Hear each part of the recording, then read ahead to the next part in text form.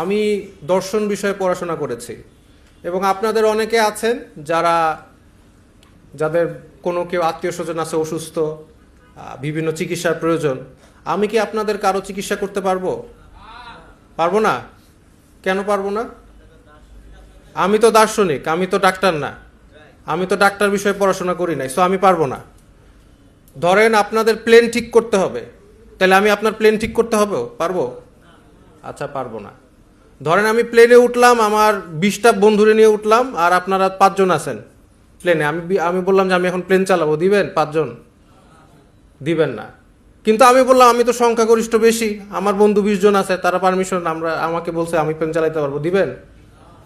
তাহলে দুনিয়ার যত কাজ আছে, এই ইহজগতে যত কাজ আছে, আধুনিক সমাজে যত কাজ আছে, সব কিছুর মধ্যে ডোমেইন স্পেসিফিক পড়াশোনা করা লাগে।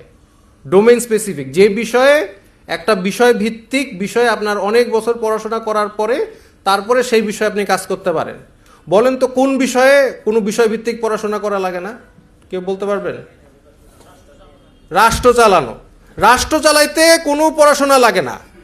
রাষ্ট্র চালাইতে মানে এইচএসসি পাশ করলেই হয়।